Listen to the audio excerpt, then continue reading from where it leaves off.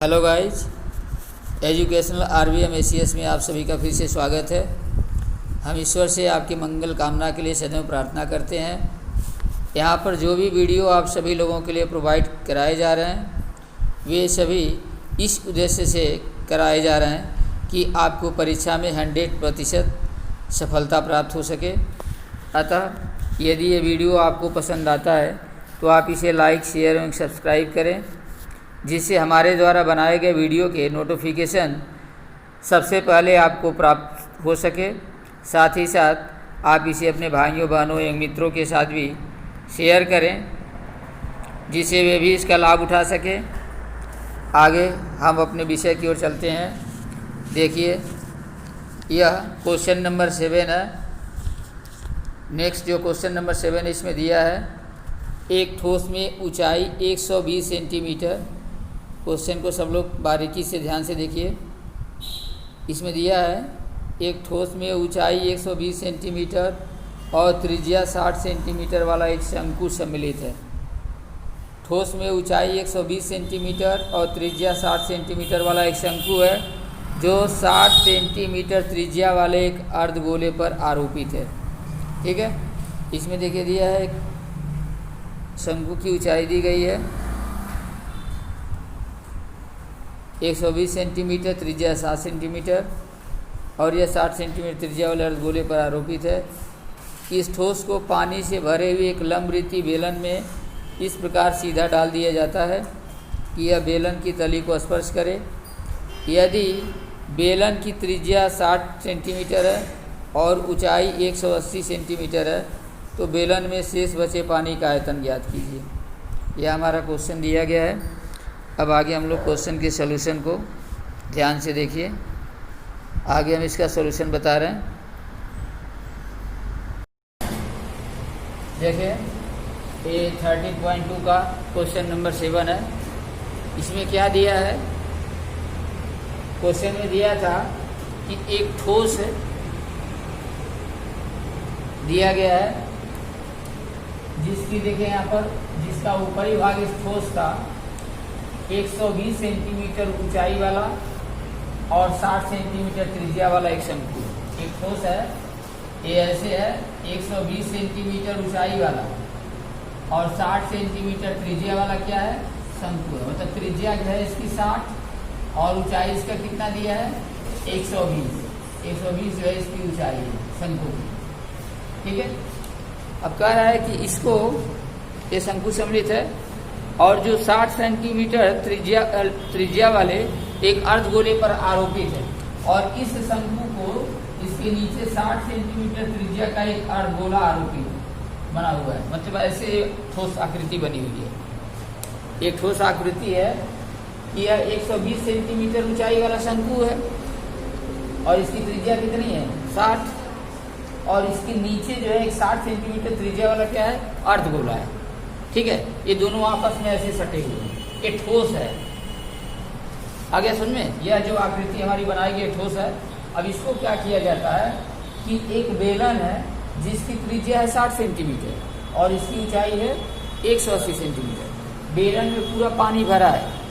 अब क्या करते हैं कि इस ठोस, ये जो आकृति है जिसके नीचे वाला भाग अर्धवृत्ताकार है, माने अर्धगोलाकार है, और ऊपर वाला भाग क्या है, शंक्वाकार है।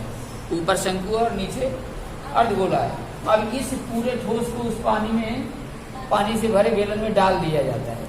तो पूछा है, डालने के बाद में बेलन में बचे शेष जो है पानी का हमें आयतन ज्ञात करना है। जैसे अगर एक पानी से भरा है और इसमें हम लोग इस ठोस आकृति को डालेंगे तो क्या होगा, जितनी इसका आयतन होगा ठोस आकृति का, उतना पानी बाहर निकल जाएगा। ये तो मालूम है सबको।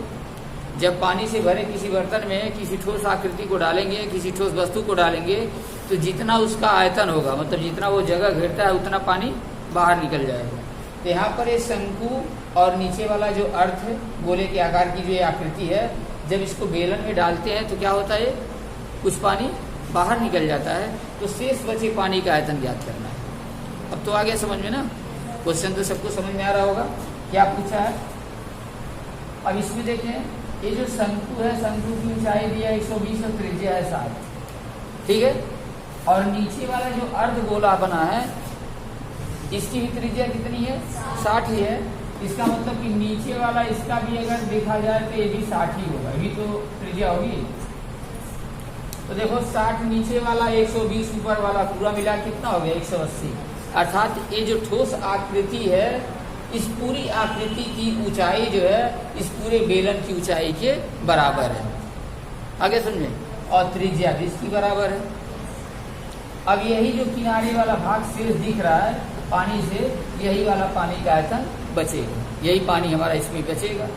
तो सबसे पहले क्या करते हैं हम इसमें, इस पूरे बेलन का हम आयतन निकाल लेते हैं कि बेलन में कितना पानी है। ठीक है, तो क्या लिखेंगे? लिखेंगे बेलन, क्योंकि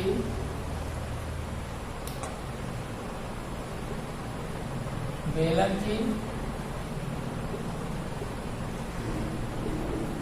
त्रिज्या r बराबर है 60 सेंटीमीटर। बेलन की त्रिज्या r बराबर 60 सेंटीमीटर दिया है और बेलन की ऊंचाई दिया है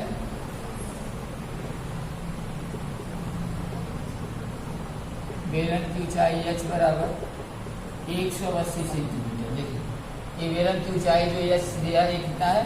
180 सेंटीमीटर। फिगर को सब लोग ध्यान से देखिएगा। बेलन की त्रिज्या है आधार की 60 और ऊंचाई है 180, इसलिए हम बेलन में पानी का आयतन चाहे बेलन का आयतन निकालेंगे। जितना बेलन का आयतन होगा उतने बेलन में पानी का आयतन होगा। ठीक है, तो बेलन का आयतन का फार्मूला होता है पाई आर स्क्वायर एच। ठीक है, किसी बेलन का आयतन क्या होता है? पाई आर स्क्वायर एच। ये फार्मूला सब लोग याद रखेंगे। ठीक है, अब यहाँ पर देखें, पाई को पाई ही रहने दिया जाए, आर स्क्वायर इसका निकालेंगे तो 60 गुणे 60 और एच का मान इसका दिया 180। ठीक है, ये कितना आएगा? पाई गुणे, यहाँ देखें 6 6 36 है, 36 में 18 का गुणा कर देते हैं, 8 6 48, 4 8 3 24 4 28।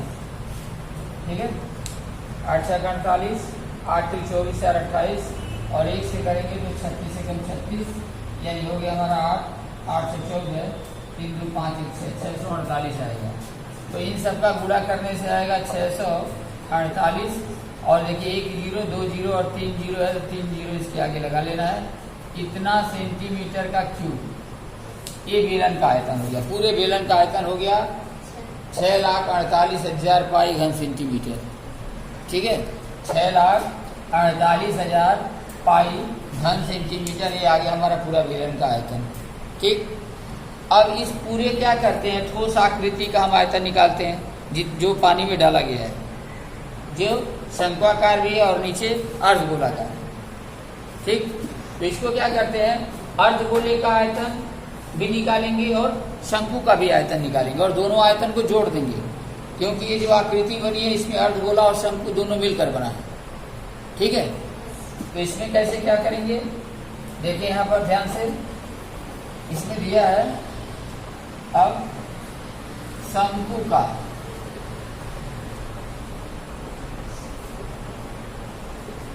शंकु की त्रिज्या भी r बराबर 60 सेंटीमीटर है और शंकु की ऊंचाई दी गई है, ऊंचाई h बराबर दी गई है 120 सेंटीमीटर। देखिए शंकु की ऊंचाई 120 है और त्रिज्या क्या है? 60 है। इसलिए निकालेंगे हम शंकु का आयतन, शंकु का आयतन। तो शंकु का आयतन होगा 1/3 पाई आर स्क्वायर एच। बेलन के आयतन का 1/3 भाग होता है शंकु का आयतन, बताया गया ना। यहाँ पर हो जाएगा 1/3 पाई आर स्क्वायर एच, अर्थात इसको निकालेंगे तो 1/3 पाई को रहने देते हैं, आर स्क्वायर तो यहाँ भी 60 गुणे 60 ही होगा। ठीक है, और एच का मान निकालेंगे तो 120। अब 3 से इसको कटा देना है, 20 आ जाएगा। ठीक, अब यहाँ देखो 6 दूनी 12, 6 अब 12 यहाँ पर दिया, 12 पर 100 होता है 144, 1 2 3 पे 0 लगा देना। इतना पाई सेंटीमीटर का क्यूब, ये आ गया शंकु का आयतन। ठीक है, शंकु का आयतन निकाल लिए। अब अर्धगोले का आयतन निकालना है। अब यहाँ पर लिखेंगे अर्धगोले की त्रिज्या,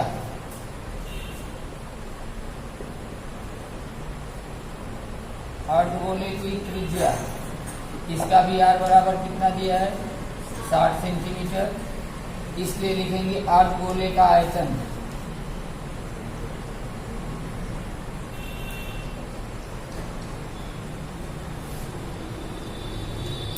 अर्धगोले का आयतन बराबर होता है 4/3, देखिए पूरे गोले का आयतन होता है 4/3 पाई आर क्यू, और अर्धगोले का आयतन हो जाएगा 2/3 pi r cube, 2/3 pi r cube. यहाँ पर वैल्यू रखेंगे 2/3 हमारा हो जाएगा, और पाई को पाई ही रहने देंगे, और आर क्यू की जगह पर हो जाएगा 6 60 गुणे 60 गुणे 60, 3 बार। ठीक है, 3 से यहाँ भी कटा दे तो 20 आ जाएगा, और यहाँ 6 6 36, 36 दूनी 72, अब 72 दूनी होता है 144, 144 और 3 0 ये भी है 1 2 3। ठीक है, और यहाँ पर पाई दिया गया है, तो इतना पाई घन सेंटीमीटर, ये हो गया अर्धगोले का आयतन। ठीक है, यहाँ पर देखें अब क्या किए हैं, शंकु का आयतन और अर्धगोले का आयतन दोनों का आयतन निकाल लिए हैं।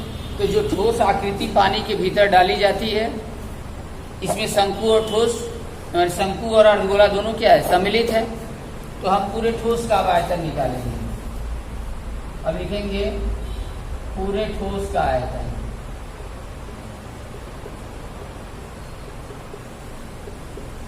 तो पूरे ठोस का आयतन निकालने के लिए क्या करेंगे, शंकु का आयतन और अर्धगोले का आयतन दोनों को जोड़ देंगे। तो देखिए जितना आया है शंकु का उतने का ही अर्धगोला भी है, दोनों सेम है। तो 1,44,000 पाई आधन 1,44,000 पाई, दोनों सेम है। आ गया समझ में? तो दोनों को जोड़ेंगे तो 144 144 होता है 288, 2,88,000 पाई हो जाएगा घन सेंटीमीटर। ये हो गया पूरे ठोस का आयतन, जो ठोस डाला गया है, जो पानी में ठोस डाला गया उसका आयतन है। और यहाँ हम लोग बेलन का निकाले थे, देखिए यहाँ पर बेलन का आयतन हमारा इतना पाई आया है, और जो पानी में डाला गया है इसका इतना आया है। ठीक है, तो पानी के आयतन में अर्थात बेलन के आयतन में यदि पूरे ठोस का आयतन घटा देंगे तो हमें शेष बचे पानी का आयतन ज्ञात हो जाएगा। ठीक है, तो फिर लिखेंगे इसलिए शेष पानी का आयतन बराबर, शेष पानी का आयतन बराबर, तो बेलन के आयतन में से शेष पानी का आयतन घटाएंगे। बेलन का आयतन देखिए यहाँ पर दिया है 6,48,000 पाई, इसमें से घटा देंगे पूरे ठोस का आयतन है 2,88,000, 2,88,000 पाई। ठीक है, अब इसको घटाएंगे तो क्या होगा, देखें यहाँ पर 8 में से 8 जाएगा 0, यहाँ 4 है 14 में से 8 जाएगा तो 6 बचेगा, और यहाँ पर 5 में से 2 जाएगा तो 3 बचेगा। 3,60,000 पाई, ये हमारा आ जाएगा शेष पानी का आयतन इतना घन सेंटीमीटर, यही हमारा आंसर हो जाएगा। ठीक है, या हम पाई का मान अगर 22/7 रखेंगे तो फिर हमको थोड़ा गुणा भाग करना पड़ेगा। आ गया समझ में?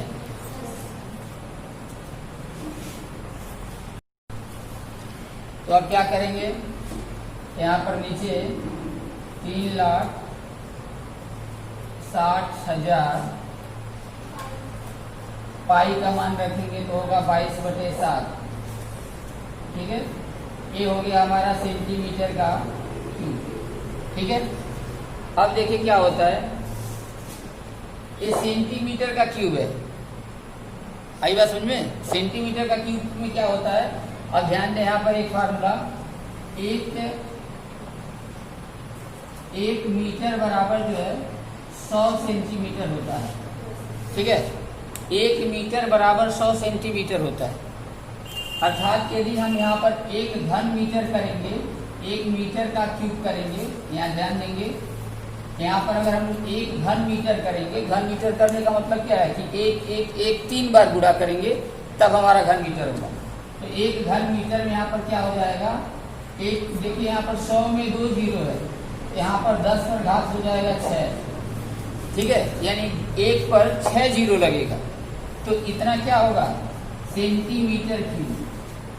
यानी 1 घन मीटर में 10 पर घात 6 घन सेंटीमीटर होता है। 10 पर घात 6 घन सेंटीमीटर का मतलब क्या है, 1 पर 6 जीरो। आ गया समझे? यानी 100 गुणे 100 गुणे 100 अगर करेंगे, 100 का 3 बार गुणा करेंगे तो 10 पर घात 6 हमें प्राप्त होगा। तो देखिए, घन मीटर से घन सेंटीमीटर बनाने के लिए 10 पे घात 6 से गुणा करेंगे, घन सेंटीमीटर से घन मीटर बनाने के लिए 10 पे घात 6 से भाग देंगे। यहाँ पर क्या करेंगे हम लोग, अब नेक्स्ट लाइन में यहीं पर हम लोग यदि यहाँ पर 10 पे घात 6 से यहाँ पर हम लोग भाग दें, तो 10 पे घात 6 कहने का मतलब क्या है कि 1 पर 6 जीरो, 1 2 3 4 5 6, 10 पे घात 6 से भाग देंगे तो ये क्या बन जाएगा, घन मीटर, मीटर का क्यूब हो जाएगा। जो यहाँ हम 10 पे घात 6 से भाग देंगे तो क्या बन जाएगा, घन मीटर बन जाएगा। अब जो है इसमें देखें, यहाँ 1 जीरो 2 जीरो 3 जीरो 4 जीरो से 1 zero 2 zero 3 zero 4 zero cancel. ठीक है, ये तो हमारा कैंसिल हो गया। अब ऊपर वाला गुणा कर लें, 22 में 36 का गुणा करें और 7 से भाग दें। देखिए 22 में 36 से गुणा यहाँ कर देते हैं, 36 में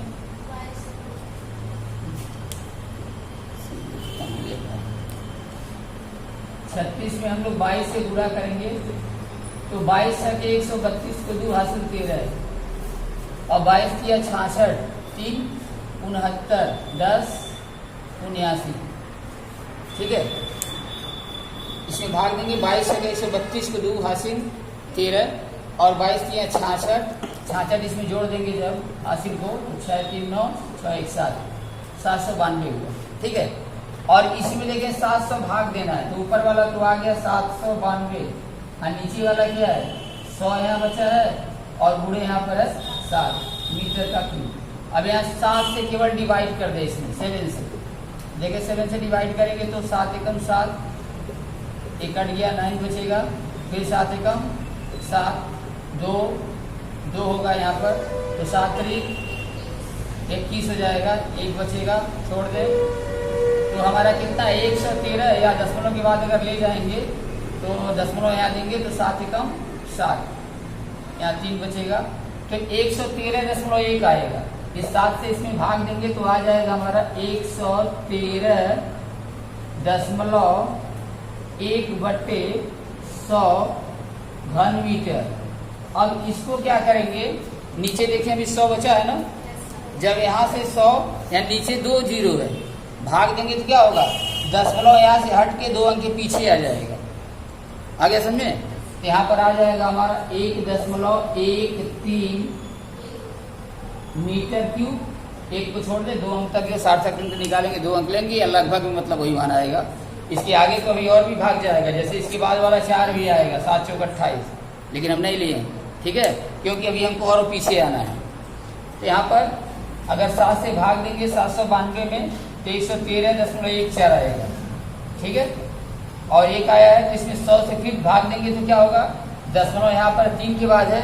अब जब चूंकि नीचे 2 जीरो है तो दशमलव यहाँ से हट के 2 अंक के पीछे होगा, अर्थात 1.13 घन मीटर आ जाएगा और ये मान यही लगभग में आएगा, एक मान नहीं है, यही आंसर होगा। तो आ गया सबको समझ में।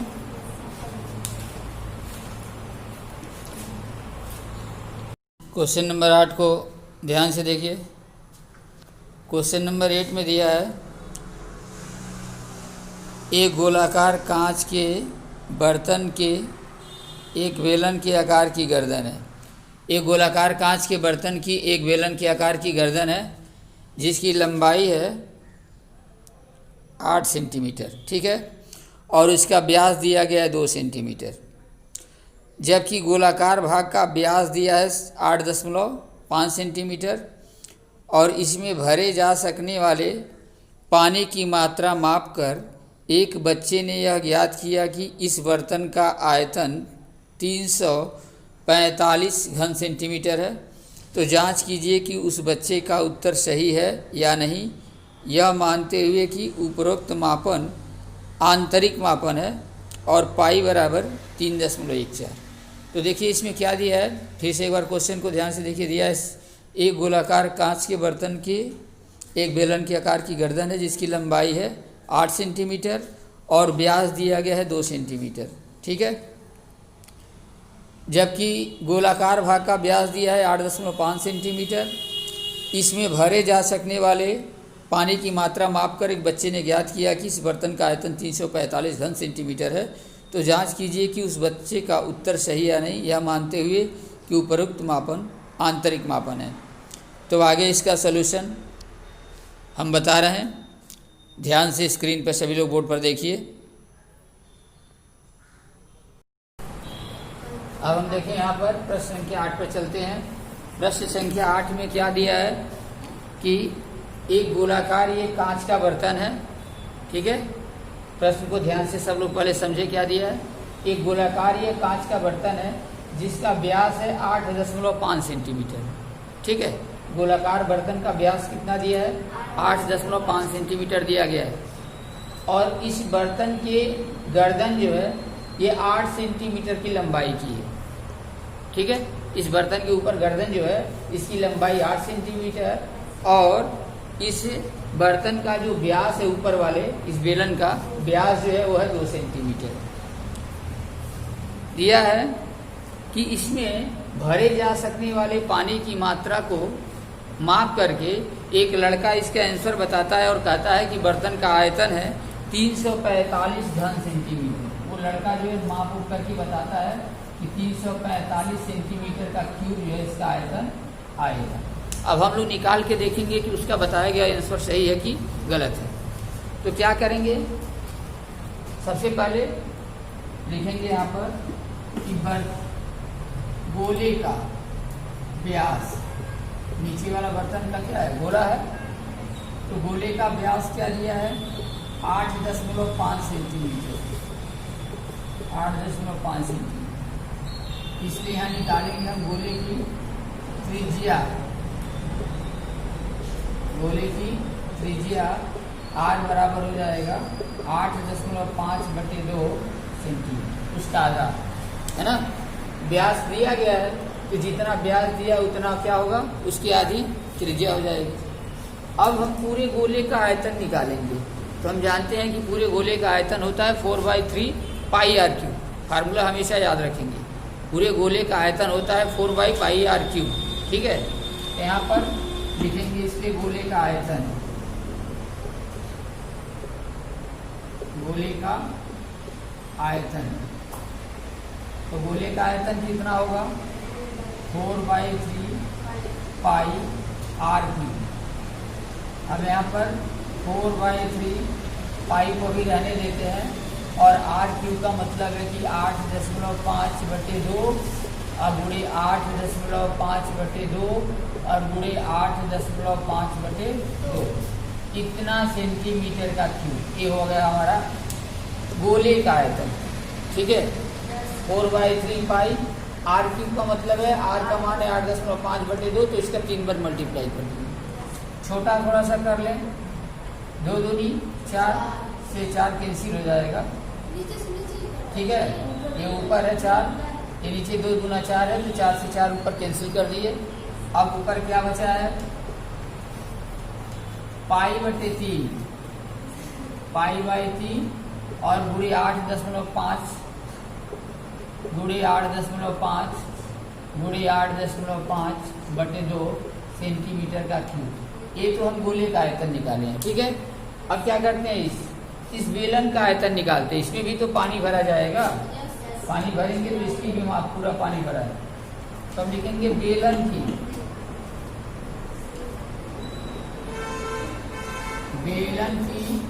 ऊंचाई,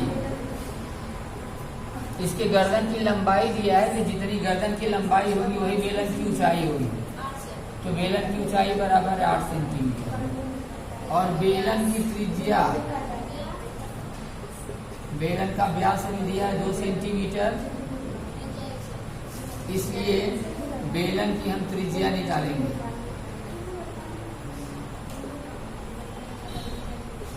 बेलन की त्रिज्या आर क्या होगा, उसका आधा, 2 सेंटीमीटर तो यहाँ पर व्यास दिया गया हमारा, ठीक है।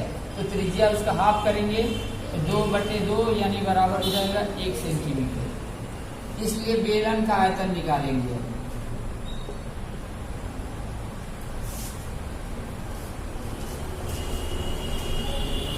बेलन का आयतन, बेलन का आयतन हम लोग जानते हैं pi r square h, pi r square h, pi को पाई रहने दें, आर स्क्वायर है तो 1 है, 1 गुणे, और एच का मान यहाँ पर 8 है, तो इसको जोड़ेंगे तो क्या होगा, गुणा करेंगे तो 8 पाई सेंटीमीटर का क्यूब। ये हो गया हमारा बेलन का आयतन, ठीक है। अब हमको बेलन इसे बर्तन में पूरे पानी का आयतन अगर निकालना है तो बर्तन में पूरे पानी का आयतन निकालने के लिए गोले का अर्थात नीचे वाला जो गोलाकार भाग है उसमें पानी का आयतन और ऊपर वाला जो बेलनाकार भाग है इसमें पानी का आयतन, दोनों को क्या करेंगे, जोड़ देंगे। अब लिखेंगे बर्तन में, पूरे बर्तन में पानी का आयतन, अच्छा है पूरे बर्तन का आयतन, यानी पूरे बर्तन का आयतन निकालेंगे तो क्या होगा, यहाँ पर गोले का आयतन और धन बेलन का आयतन, दोनों को जोड़ देना है। गोले का आयतन प्लस बेलन का आयतन, ठीक है। अब देखिए गोले का आयतन जो है यहाँ पर हम लोग निकाले हैं, पूरा तो नहीं कटाए अभी, अब इसको हल करना पड़ेगा। अब यहाँ पर देखिए गोले का आयतन दिया है, इसको निकाल लें तो अब यहाँ लिख देते हैं पाई/3 गुणे 8.5 गुणे 8.5 और गुणे है 8.5/2, ठीक है। और प्लस बेलन का आयतन ये तो आ गया 8 पाई सेंटीमीटर का, मैंने दोनों को जोड़ के जितना आएगा इस पूरे का क्या होगा, सेंटीमीटर का क्यूब। ये आ गया हमारा गोले का आयतन धन बेलन का आयतन। अब इसको हम निकालेंगे, हल करेंगे, देखिए कितना होगा। तो देखिए 85 में 85 का गुणा करें, 85 में हम 85 का गुणा करते हैं, 5×5 = 25 और 5/40 = 42 और 8×5 = 40, 8/64 और 4 = 68। ये हो गया हमारा 5, 2 के 2, 8 4 12, 6 1 4, ठीक है। ध्यान देंगे पूरा किए पहले 85 का 5×5 = 25, 5/40 = 42, 8×5 = 40, 8/64 4 = 68, 5 2 8 4 12, 6 1 7, 7225 आया। अब इसमें हम 8.5 का फिर से गुणा एक बार कर देते हैं, यानी 85 का हम फिर गुणा कर देते हैं, अभी 0 नहीं लिया, ठीक है। गुणा करेंगे तो देखें 5×5 = 25, 5 × 10 = 12, हासिल 5 × 10 = 11, हासिल और 5 × 35 = 36, 8 से करेंगे 8×5 = 40, 8 × 2 = 16 4 20, 8 × 2 = 16 2 18 और 8 × 7 = 56 1 57। जोड़ेंगे 5 2 1 8 6 14 और 7 3 10 1 11, 5 1 6, 5 2 1 8 6 14, 7 3 10 1 11, 5 1 6। ये आया हमारा 61 41 25, 61 41 25, ठीक है। ऊपर वाले का केवल किए 85 85 85 का 3 बार गुणा किए हैं। अब बटे 3 दूनी कितना होता है, 6, लेकिन एक चीज और ध्यान देना है, देखिए यहाँ एक एक अंक के पीछे दशमलव था 8.5 8.5 8.5, तो यहाँ 3 अंक के पीछे दशमलव यहाँ दे देना है, ठीक है। यानी 614.125 आया, 85 का। अब बटे 3 दूनी 6, नीचे आएगा 3 दूनी 6, और यहाँ पर क्या है पाई देखें, पाई यहाँ पर अभी मान नहीं रखें, एक ही बार रखेंगे, क्योंकि अगर 2 बार रखेंगे तो यहाँ भी गुणा करना पड़ेगा, यहाँ भी गुणा करना पड़ेगा, ठीक है। और यहाँ पर है 8 पाई धन 8 पाई। अब क्या करते हैं हम लोग, लसअप निकाल लें इसका, तो 6 लसअप निकालेंगे तो 6 को 6, ये तो इतना ही आ जाएगा 614.125 पाई आधन, यहाँ 1 सके 6 बार जाएगा तो 6 थे 48 पाई। अब दोनों को जोड़ दें तो दोनों जोड़ने से आ जाएगा 0.125, तो ऐसे ही रहेगा पाई। और यहाँ देखिए 8 4 12, 8 4 12, और 4 1 5 1 6, और 6 को 6, 662.125 पाई। और पाई का मान अब हम लिख देते हैं 3.14। अब बटे कितना हुआ 6, आ गया समझ में, ये आ गया हमारा।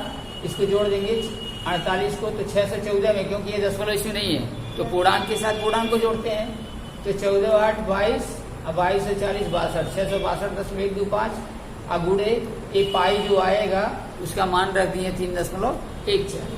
अब 6 से हम इसको कैंसिल कर देते हैं, इसी को कटाते हैं, छोटा हो जाए थोड़ा, तो देखो 0 दशमलव, क्योंकि 6 5 30, ठीक है, और 6 दूनी 12, यानी 0.52 हम ले सकते हैं, ठीक है, 0.52। इसके बाद भी जाएगा, लेकिन हम 2 अंक लिए हैं केवल 0.52। अब यहाँ पर क्या करते हैं फिर, क्या देखिए 662 और 0.125 आया है, तो 1 3 ले लें चाहे 1 2 ले लें, ये तो अभी दशमलव के बाद 2 अंक है तो उसी तरह से कैंसिल हो जाएगा, 1 3 भी ले सकते हैं, ठीक है। अब यहाँ 0.52 से इसमें गुणा करते हैं, तो देखिए 2 3 6, 2 1 2, 2 दूनी 4, 2 6 12, 2 6 12 13, ठीक है, 13 दूनी 26, और 2 दूनी 4, 2 6 12, 2 6 12 13, 5 से करेंगे तो 5 किया 15, 5 एकम 5 100, 13 25 65, और यहाँ पर 5 दूनी 10, और 5 6 का 30 1 31, और 5 6 का 30 3 35, ये आया हमारा 6 7 6 4 10, 2 1 3, और 3 1 4 4 3, ठीक है। तो ये हमारा कितना आया लगभग, यहाँ देखिए 2 अंक के पीछे दशमलव है, 2 अंक के पीछे दशमलव है, तो 4 अंक के पीछे दशमलव हो जाएगा, तो 344.3076। ये अगर हम 662.113 इसको मान करके चले हैं तब, ठीक है, तो 344.3076, या इसको हम ये भी मान सकते हैं कि 344.31 सेंटीमीटर का क्यूब, इतना आएगा। लेकिन किताब में क्या दिया था, लड़के ने आंसर बताया था 300, बर्तन का आयतन 345 घन सेंटीमीटर है, तो क्या ये 345 घन सेंटीमीटर पूरा है? नहीं है, ठीक है ना, तो नहीं है, बस ये हमें बता देना है। और ये हमारा आ गया समझ में।